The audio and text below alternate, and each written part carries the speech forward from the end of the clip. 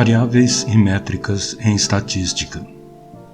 Em sistemas supervisionados de Machine Learning, você trabalha com variáveis independentes, os atributos, e a variável dependente, o target. Essas variáveis, porém, podem assumir diversas formas. Por exemplo, elas podem ser discretas, como sim ou não, ou um valor numérico contínuo, como o peso de uma pessoa. Na matemática, temos uma classificação das variáveis que vamos repassar rapidamente. As variáveis dividem-se em qualitativas e quantitativas. As variáveis quantitativas discretas assumem valores pontuais, por exemplo, a idade das pessoas em anos.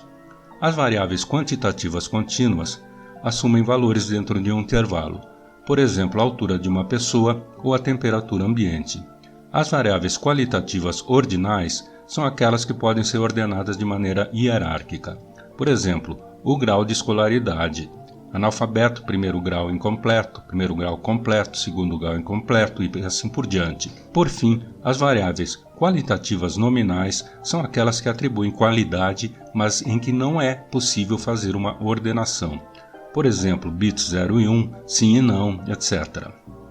Em Machine Learning, é importante refletir antes de decidir pelo tipo de variável. Por exemplo, considere uma variável como a experiência educacional com valores tais como ensino fundamental, ensino médio, faculdade e pós-graduado. Será esta uma variável quantitativa ou qualitativa? Digamos que atribuímos as pontuações 1, 2, 3 e 4 a esses 4 níveis de experiência educacional e comparamos a diferença na escolaridade entre as categorias 1 e 2 com a diferença entre as categorias 2 e 3. A diferença entre as categorias 1 e 2, ensino fundamental e médio, é provavelmente muito maior do que a diferença entre as categorias 2 e 3, ensino médio e alguma faculdade. Nesse exemplo, podemos ordenar as pessoas em nível de experiência educacional, mas o tamanho da diferença entre as categorias é inconsistente, porque o espaçamento entre as categorias 1 e 2 é maior do que as categorias 2 e 3. Medidas de tendência centrais e medidas de dispersão. Às vezes pode ser difícil dizer a outras pessoas sobre o que você encontrou nos dados. 2 tipos de estatísticas são frequentemente usados para descrever dados. São medidas de tendência central e dispersão. Média, mediana e moda são todas as medidas de tendência central. Elas ajudam a resumir uma coleção de observações com um único número. A média é a soma de todas as medições dividida pelo número de observações no conjunto de dados. A moda é o valor que aparece com mais frequência no conjunto de dados. E a mediana é o valor do meio, que separa a metade maior da metade menor no conjunto de dados. Se o conjunto tiver um número par de elementos, usamos a média dos 2 elementos do meio. Medidas de dispersão. O desvio padrão é uma medida de dispersão em torno da média de uma variável aleatória, dada pela fórmula mostrada. A variância é o quadrado do desvio padrão. Note na figura que, naturalmente, quanto menor o desvio padrão, menor é a dispersão nos dados. Enquanto o desvio padrão e a variância calculam a medida de dispersão sem levar em conta a ordem dos dados, o intervalo interquartil avalia a dispersão dos dados somente depois de ordená-los em ordem crescente. A diferença entre o quartil superior e o quartil inferior determina o intervalo interquartil. A utilização desses parâmetros torna a análise de uma amostra mais confiável, visto que as variáveis de tendência central muitas vezes escondem a homogeneidade ou não dos dados.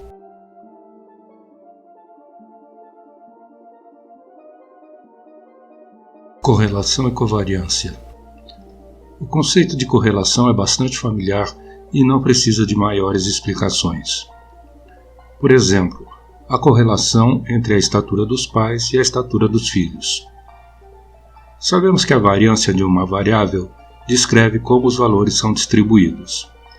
A covariância é uma medida que informa a dependência entre essas duas variáveis.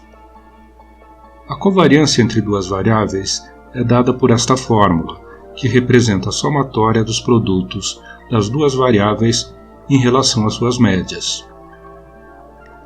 Uma covariância positiva significa que os valores da primeira variável crescem quando os valores da segunda variável também crescem. Uma covariância negativa significa o oposto. Valores crescentes de uma variável estão associados a valores decrescentes de outra. O valor da covariância depende da escala da variável, portanto é de difícil análise. É possível usar o coeficiente de correlação de Pearson, que é a covariância normalizada, que é mais fácil de interpretar. O coeficiente de correlação de Pearson entre duas variáveis é a covariância dividida pelo produto dos desvios padrão. Note na figura que a correlação mede tanto a força como a direção da relação linear entre duas variáveis.